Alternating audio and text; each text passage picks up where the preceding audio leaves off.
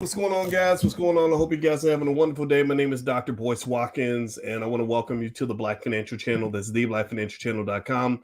Today, we're going to talk about Amazon. Amazon just announced that they are laying off 10,000 people right before Christmas.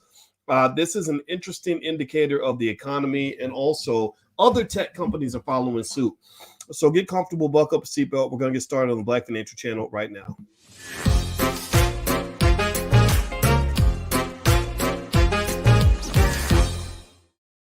Welcome to the Black Financial Channel. That's theblackfinancialchannel.com. My name is Dr. Boyce Watkins. I'm your friendly neighborhood finance professor. On the Black Financial Channel, we talk about Black wealth and Black economics every single day, sometimes as much as 10 times a day, under one condition. The condition is that we are Black first. Black first means we are B1. B1 means that we put our community at the top of our priority list. B1 means that in the Black Business School, we are the world's leading experts on Black wealth, and that's what we focus on. Also, B1 means that we must be one to be successful. That means come together with your relatives and your loved ones so you can build businesses and build wealth together. So put a B1 in the chat if you agree with this philosophy. Also, shout out the city that you're from. I see Margaret from Orangeburg, South Carolina. Pilot Talk out of Athens, Georgia. Is that Rowan from Waterbury, Connecticut? Nice. Maurice out of Sarasota. Hello. Good to see everybody. Good to see you. Good to see you. All right. So let me just jump right into this. And what's up on Instagram? One Instagram we have is the Black Financial Channel. So follow the Black Financial Channel on Instagram. So what I wanted to talk to you guys about is that Amazon just announced that they are going to lay off 10,000 workers right before Christmas. That's kind of interesting. Now, it should be put into context. First off, they're not laying off workers in the warehouses, things like that. They're laying off workers mostly in the corporate offices and stuff like that. This is also part of a bigger trend. Apple is also doing hiring freezes and layoffs in certain sectors of the company. Meta, it laid off 11,000 employees recently. That's 13% of their workforce. Twitter laid off half of their workforce. Now, Amazon's 10,000 workers isn't as drastic as it sounds because Amazon actually employs about 1.5 million people. So 10,000 layoffs out of 1.5 million is not a big deal. However, there is a lot going on with Amazon with its stock price. I've been a big shareholder in Amazon for a long time. I buy more shares of Amazon every chance I can get. Why? Well, because I believe Amazon is a well-managed, well-run company that's going to do very well long-term. Well, one of the things that Amazon's had to deal with is that its stock price really hasn't been doing as well as people would have expected to. So when the company's stock price is not as strong as the investors need it to be, then what happens is the company will come along and they have to start doing layoffs and they have to start making some adjustments. And what I'm going to do, in fact, is I'm actually share my screen and show you all Amazon's stock price right now. Amazon really isn't the high-flying stock that it used to be. It's now seen as kind of a little bit of a lame duck. If you look over the last year, Amazon stock has dropped by 43%. It's trading a little bit less than $100. So you're talking about well over $1 trillion in market cap that has been lost. That's a big deal. A lot of investors are very upset about that, and this is causing Amazon a lot of problems.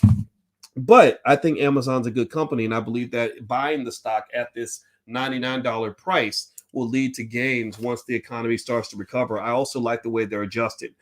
Apple is also surprisingly slowing down their hiring process. Now, Tim Cook, the CEO of Apple, is a pretty smart guy. And what he understands is he made a statement that I agree with, where he said, you can't really save your way to wealth.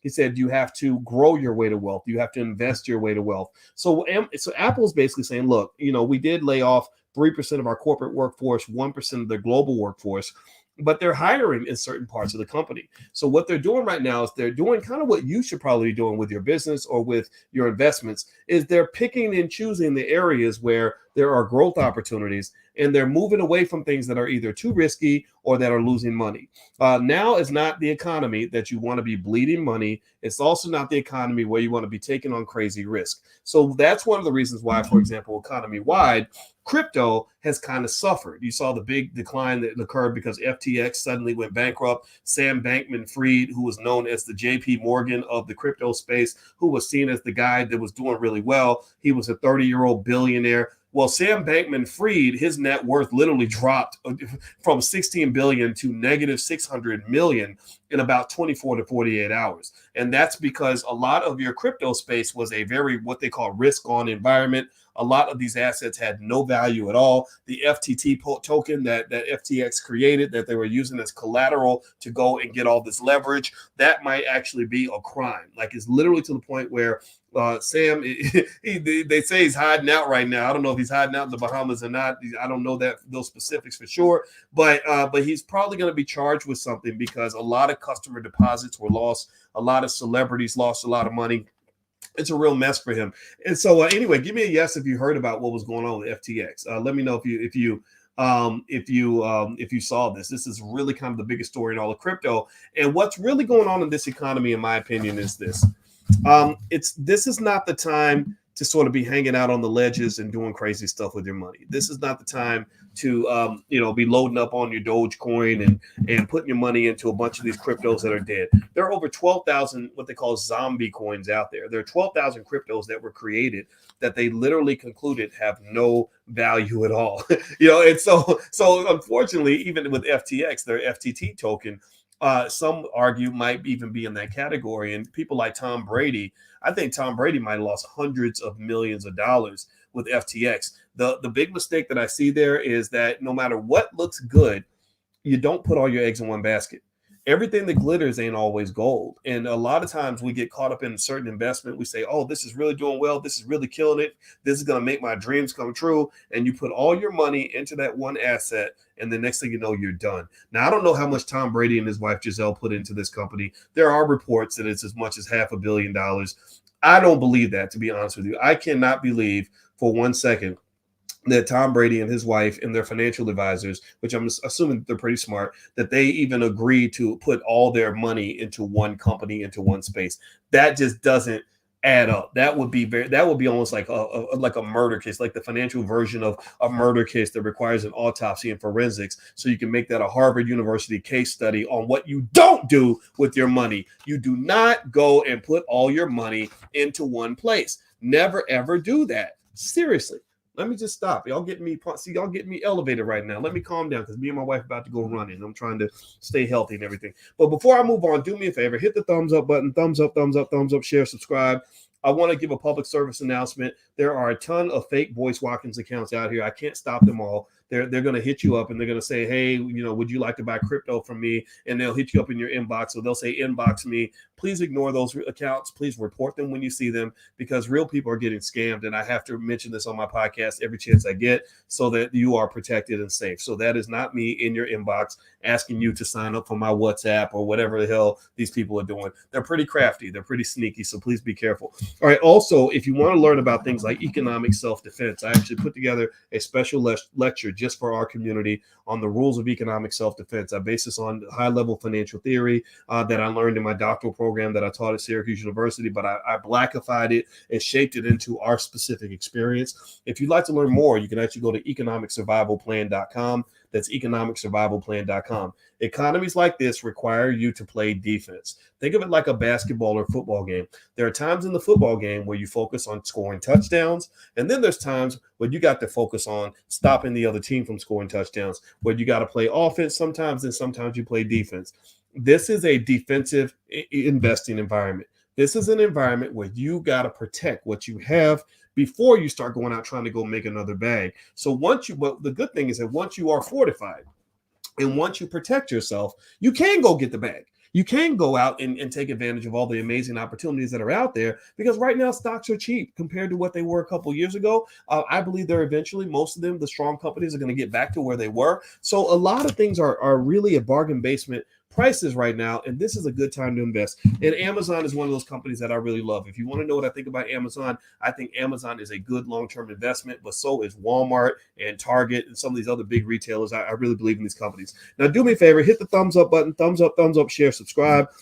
This weekend, Michelle Walker Davis on Thursday or Friday, I can't remember, is actually coming into the Black Business School to show you how to actually generate income through grants and also government contracts. There's $1 trillion out there for Black-owned businesses and other businesses to get government contractor money. She's very good at it. She can show you how to do it. If you'd like to join us, just go to boycewatkins.com. I put the link on my page where you can actually join that event. And also, I'm doing something Thursday on stock options. So in the Black Business School, we got you. We educate millions and millions and millions of our people all around the world. We have a whole Black Business School for children called Black Millionaires of Tomorrow. We don't need the public school system. We got this covered because our experts are better than anybody else. So the last point I want to make on this in terms of these layoffs. So I mentioned to you guys that Amazon is doing some hiring freezes and layoffs. Apple is doing some hiring freezes and layoffs. This is a big deal because this really kind of shows what people have been predicting. They've been predicting that when the Fed rate hikes start to kind of kick in, you're going to start seeing a lot of these companies sort of either announcing disappointing earnings numbers, or they're going to start sort of just announcing that they're kind of kicking back and slowing down, that they're playing a little bit more defense, that their growth is going to kind of be affected. And this is really going to be a theme all throughout 2023. But at the same time, there's a lot of belief that the stock market could actually start its climb again in 2023, because that'll be about when the Fed rate hikes start to slow down. Also, inflation is starting to cool off. So these are really good indicators for investing. So if you're patient, you can hold on. I really believe good things are ahead for you. So I encourage you not to be afraid. What is interesting also about these layoffs, though, that really makes me wonder and makes me want to continue to do research on this, is that a lot of these layoffs are happening right at the peak sales season of the year. I mean, the holiday season is what they wait for. That's where they do the Black Friday discounts and the Cyber Mondays and the Christmas sales and all that. And they're typically hiring people during this time, but this time Amazon's actually laying people off. That makes me really curious to see exactly what's going on here. My speculation too, though, is that Amazon is going to be in layoff mode for a while, because during the pandemic, they were more profitable than they've ever been before. So during the pandemic, they're making money hand over fist. They literally are the Pablo Escobars of the retail world, making just so much money they don't know what to do with it. Well, what happened after the pandemic ended was that they had the slowest growth that they've ever had as a company, right? Because after the pandemic, people weren't ordering from Amazon like they did before. So now they have to go back and deal with all this excess capacity that they created during the pandemic, because I think they might have made a strategic error in believing that the world was going to be this way forever. And it's just not. So Amazon's still a good company. They got to work through some things. Their disappointing stock price performance is likely why they're getting pressure to do these layoffs. Companies don't lay off employees because they're nearly bankrupt or because they're really struggling or because they're losing money. Unfortunately, they lay off employees because they have to maximize their profitability. And that's one of the reasons why I'm a huge advocate for all of us as Black people to become the most prolific investors in the world. Why is that? Well, because the people on Main Street don't always benefit from this economy, but the people on Wall Street always do. So by investing little amounts of money, I have a $5 a day investing plan that you can go pick up right now for free on my website. Go to boycewatkins.com. You can look for the $5 a day investing plan, or you can, if you want a hard copy of the book, you can get it on Amazon. Just look it up. Look up my name. I also have another great book out called The 10 Commandments of Black Economic Power. These are things that can help you. These are basic tools that don't cost a lot. The $5 a day investing plan, you can get that for free on my website.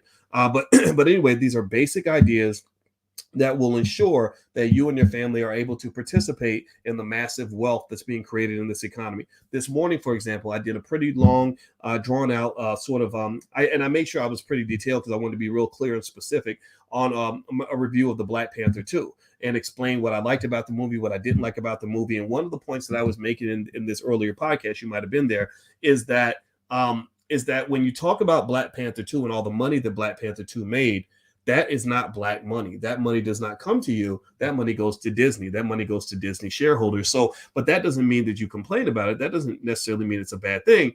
But it just means that if you want to get a piece of that, then after you buy that movie ticket to go see the next Wakanda movie, you're also going to go buy your kids some shares of stock in Disney so that they can actually benefit on the back end financially, so that we're winning on both sides. Okay. So keep that in mind. If wealth building is not hard, it's just something you have to focus on. If you do it with intentionality, and I can show you, I can help you along the way, you will find that your family benefits for the next 200-300 years. I guarantee you. All right. So last but not least, can you explain your Black Friday sale and what you get for life? You know what? I don't know specifically which one you're referring to, but I can follow up on that. So my apologies for not knowing exactly what you mean. with that. But one thing we are doing in the Black Business School is we are offering a lot of things for Black Friday at a discount. So it's going to kind of happen now all throughout the month. If you want to get on our email list where we send you emails, you can go to boycewatkins.com, get a free e-copy of my book, The $5 a Day Investing Plan, and then I'll send you some stuff, some educational stuff as well for free. Doesn't cost you anything. So anyway, guys, I'm out of here. Hit the thumbs up button, thumbs up, share, subscribe. Also, please hit that notification bell. If you're subscribing on YouTube, hit the notification bell because that is how you get notified. Unfortunately, it's hard on YouTube to get reach because sometimes they shadow ban you if you talk about Black stuff too much. So one way around that is I'm asking everybody to consciously take a moment, hit that notification bell, and that way we'll stay connected. So God bless you. Have a good day. I hope you make a ton of money, and I'm going to come back and check in with you really, really soon. Let me go on my run. Thank you, Robert. I appreciate you, brother. I see you in there wishing me well. You got to pray for me because I'm about to do 5 miles, and I'm about to do 5 miles in 22-degree weather. So I need everybody's prayers. So God bless you. Take care. Have a good day. I'll see you soon. Peace.